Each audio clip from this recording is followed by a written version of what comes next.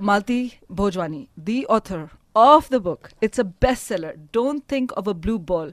Here with me live on Indian Link Radio. And Morning Masala में आपको बहुत बहुत पपी झपी और बहुत बहुत स्वागत आपका. Suddenly I'm turning into Akashvani. So मालती, सबसे पहले मुझे अपने बारे में बताइए कि आपका बचपन नहीं, काफी लेंथ ऑफ टाइम आपका ऑस्ट्रेलिया में गुजरा जिंदगी का. Yeah, about 16 years. 16 years. 16 साल, yeah. Wow. I was actually born in Singapore. You were? And then I moved here with my family from Singapore in 87. Yeah. So yeah, born in Singapore, and then my family, my father and my parents and my brothers and me, we moved here in 87. Yep. And then I got married really young and I moved to Jakarta. Oh wow. So bisa bahasa juga. In case you can speak Indonesian, you just surprise me every minute, right? Tell me. So then we moved here, and then I got married really young, and I moved to Jakarta, where I had my daughter, who is now 21. And she's actually here in Sydney. Mashallah, you have a 21-year-old daughter. You look like you're 21 yourself. You extremely are beautiful so woman. Kind, and you need a new pair of glasses. You have one daughter only? One daughter. Oh, mere khuda. You tell me how you do this.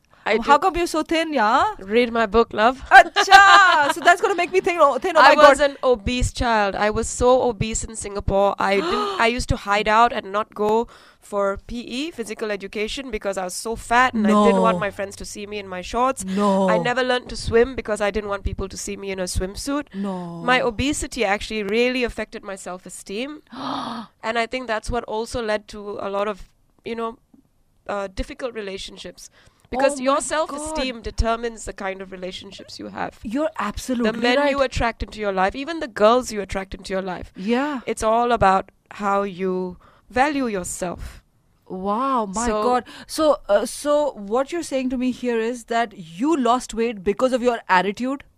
That's unbelievable. That's unbelievable. Yep, everyone. If my attitude is going to make me lose kilos, mate, I'm changing it. Yeah, definitely, because you can go to the gym and you can adjust your diet. And I mean, how many gyms are out there? How many diet books have come out? How many fitness gurus and diet help books? But then unless you don't change your mindset or what you expect and your own self-esteem, and you start actually feeling and being that person that you envision being when you're thin, you're not going to lose weight. Oh my God, I'm so envisaging myself being thin as a stick like you. Your waist must be 18 inches. No. It looks like it.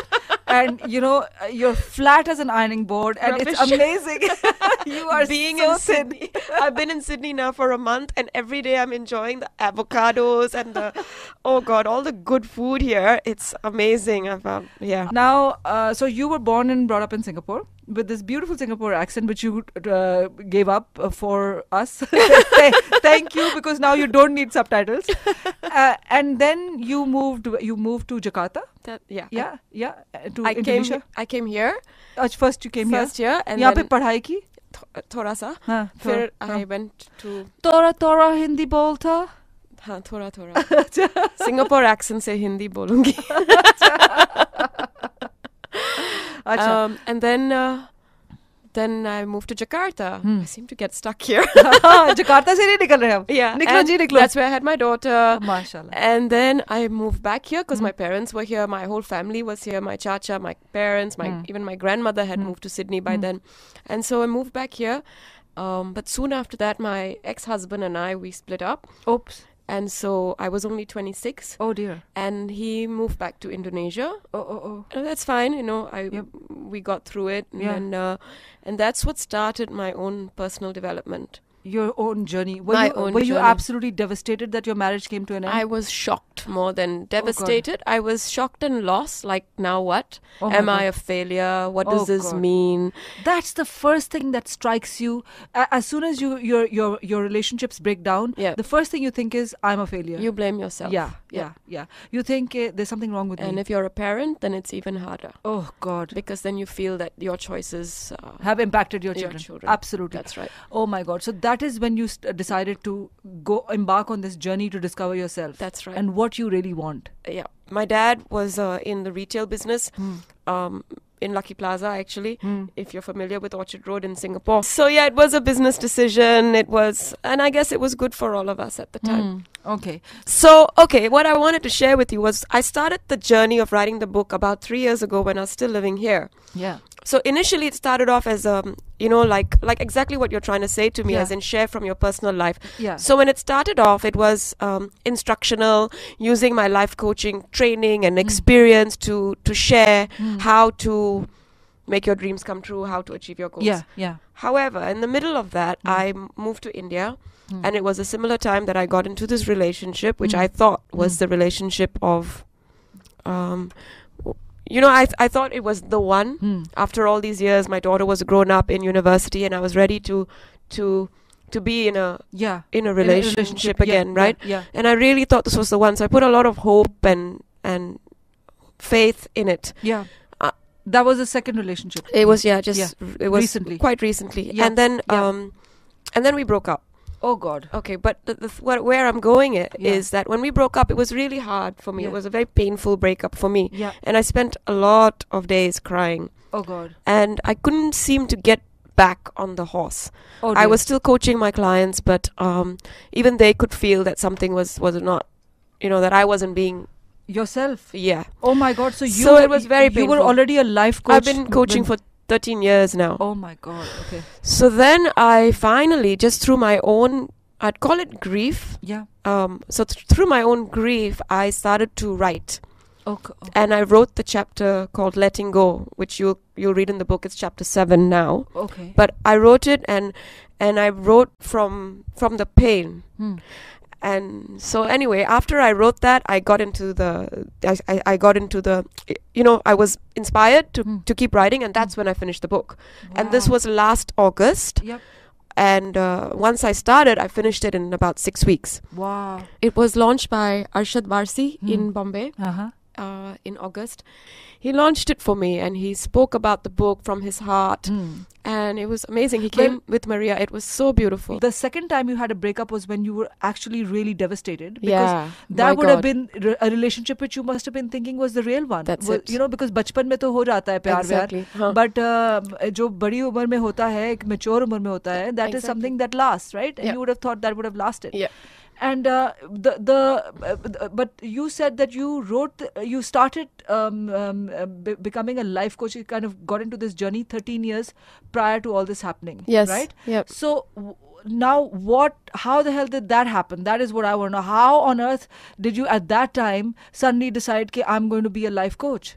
Oh, back then. Back then, exactly. Back then, I think I was lucky. Sometimes your calling finds you. Yeah. You just walk, and then the path starts to unfold. Yeah. But I have to admit that I didn't have enough courage or faith in myself to do it only. Like I still had another job, so I was training to be a life coach. Then I got my credentials. Yeah. Then I would coach on the weekends, or I'd coach after hours and still so work. there is a life coach school that you go to? Oh, of course. You can't just call yourself a coach. Oh my God! And We here have- I am telling everybody I'm a life coach. No, That's I'm okay. kidding. I'm kidding. I'm kidding.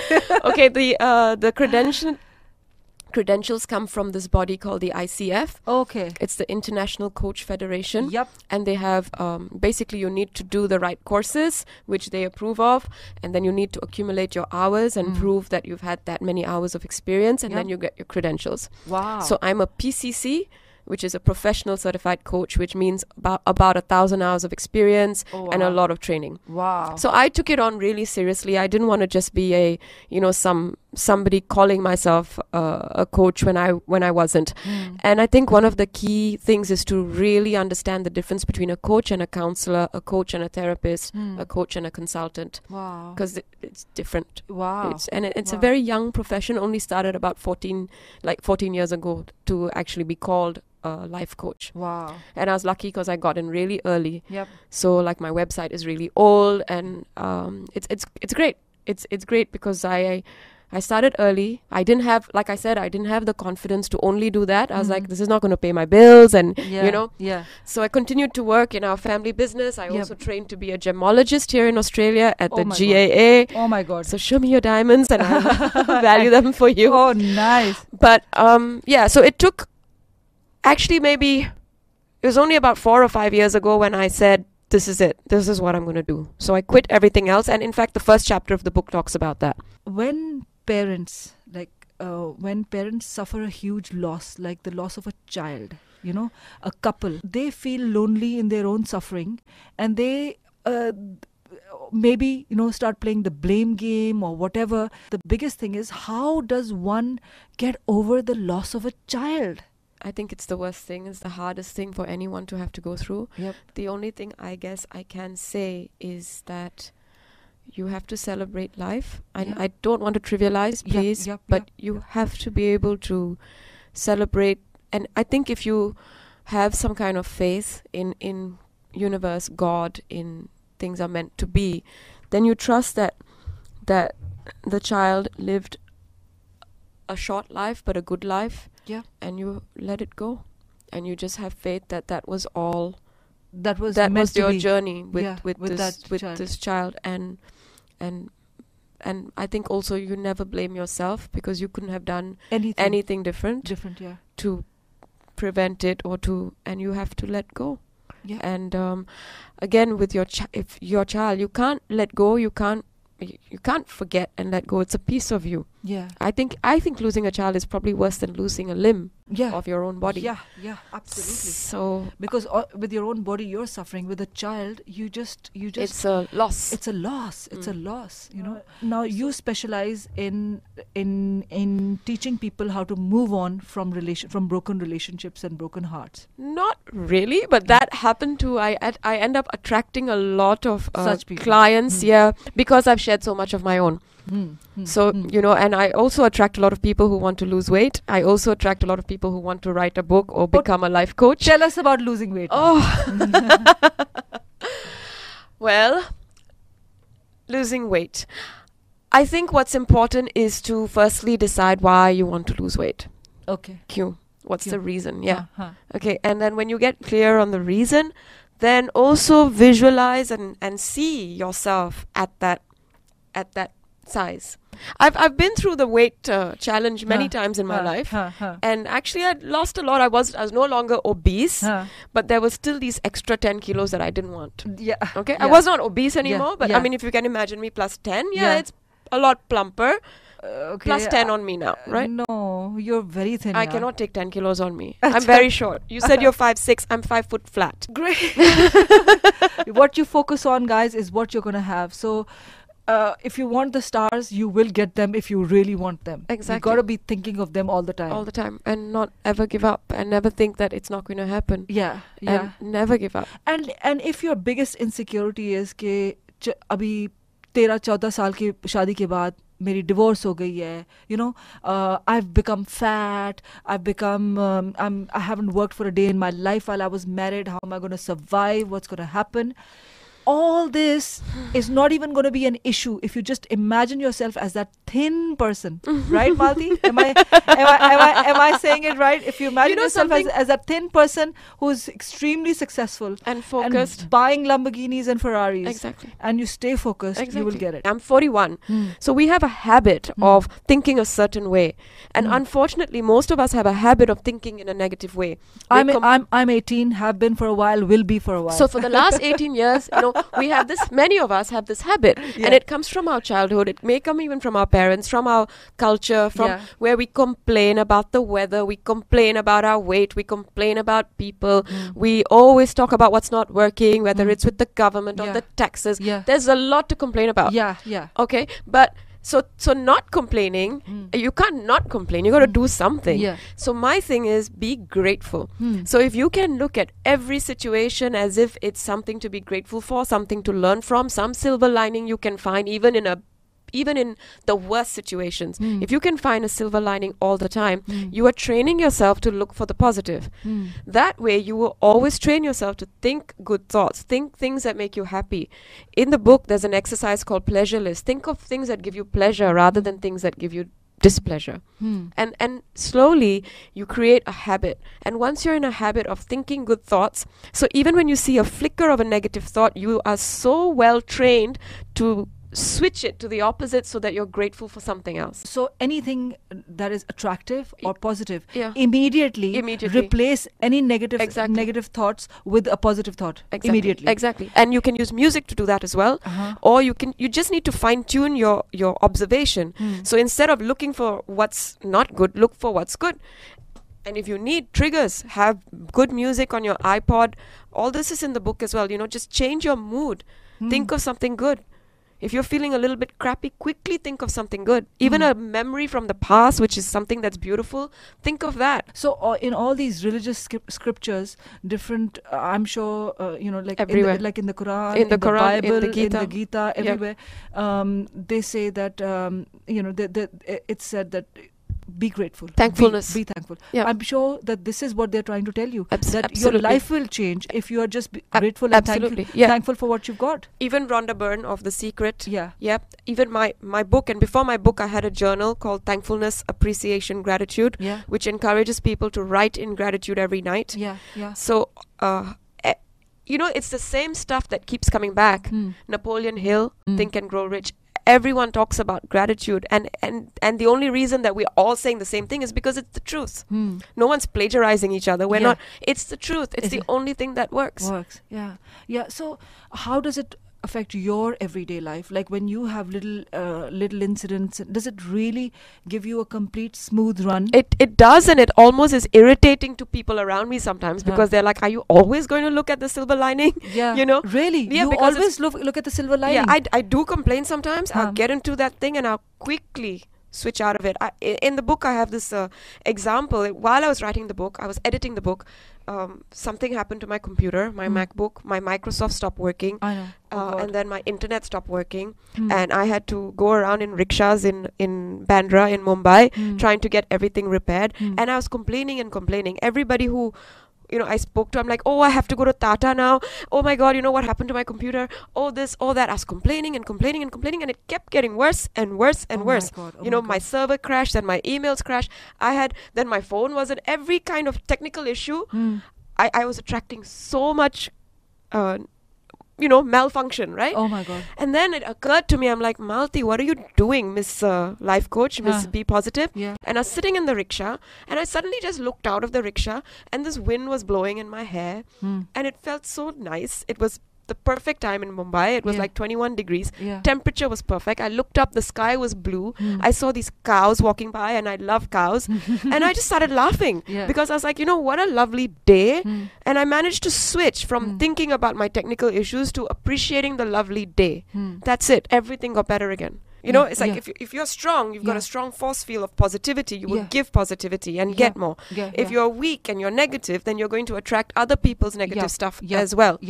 I'm not a scientist, but I've learned a little bit about this. I'm not not a doctor or anything, but just or even there's a limbic brain, which is what makes. Have you noticed that with women who live together in the same house, suddenly our the cycle becomes the same, right? And lactating mother, when she's breastfeeding, somehow her milk can adjust to the baby's needs. Exactly. Okay. And when the baby is crying and wants milk, that is when you're lactating. You feel. But what is that? Explain that to me. It's amazing. What is it though? I don't know. It's unbelievable. Okay, so but it exists. It's so amazing because I've experienced it. I would be like far away from my child, and I'd be lactating. I would know that my child is crying right now because you start to feel it. There you go. Yeah. So that is the phenomena. So I don't know how to explain it, but you know what I mean. Yeah. That's the phenomena. That's how our bodies, our limbic brain affects the people around us and nature as a whole. Wow. The second thing that comes to mind is that a lot of times in relationships we lack, we miss out on communicating effectively. Yeah. And a very powerful thing that you can do in a relationship is to make requests. To actually consciously make requests of each other. And when you make a request, it's important to actually share all the information instead of assuming that the other person knows, thinking that there's a shared understanding or it's common sense. It should, what's common sense to you, may not be common sense to him. And this happens especially between men and women, Yeah. or child and mother. Yeah. Or yeah. sometimes it could be you and me here, Yeah. and you could say to me, Malti, can you bring me a glass of water? And in Bombay, in Mumbai, if we were in Pakistan or in India, I'd have to go find a what do you call it, Bisleri or Aquafina mineral water and get you a nice glass of water. Here in Sydney, I can go to the bathroom and get you tap water. So, water and where it comes from can mean different things to you and me. And just assuming, if I brought you tap water, you'd be like, Malti, how could you bring me tap water? Didn't you have the common sense? But it's not common sense. So what I think is really important in a relationship is to actually, when you make a request, you actually take the time to make it very specifically. So please take my book. It is borrowed. I really don't want it to get wet. So you actually invest that little bit of extra time at the risk of sounding like an idiot. Or like you think repetitive, think that your partner or your friend is a monkey. And he doesn't. No, it's not that. And you even apologize. I'm not telling you this because I think you're stupid or that you don't know, but just want to make sure that it gets that across. You understand that the reason I want you to take it in is it's drizzling, it might get wet, and it's a borrowed book. So please take it in, and I love you so much. You make a request, you're very clear about it, and you explain why. Because sometimes a man doesn't get it. Okay, thank you. That has really helped. Malti, अपनी website बताइए, लोग आपको कैसे contact कर सकते हैं? And the book is available at Dimmicks, is it? It's available at Dimmicks in Broadway and in Bondi Junction. It's available at Berkelo in Rose Bay. It's available online at oo.com.au. oo.com.au. Yeah. What's the OO for? It's an online it's an online department store that I actually used to work for a long time ago. Yes. Yes. So it's oo.com.au. Don't think of a blue ball by me. Yep. Malti Bhojwani. Malti Bhojwani. My website is maltibhojwani.com. My YouTube channel, which has about 50 videos now, is Malti Bhojwani on YouTube. Nice. Facebook is Malti Bhojwani Professional Life Coach. Twitter is Malti Bhojwani. Thank you so much. That's nice. Malti, you have come a long way. I tell you, you've done so much, you've achieved so much. I think all of us can just look towards you as an inspiration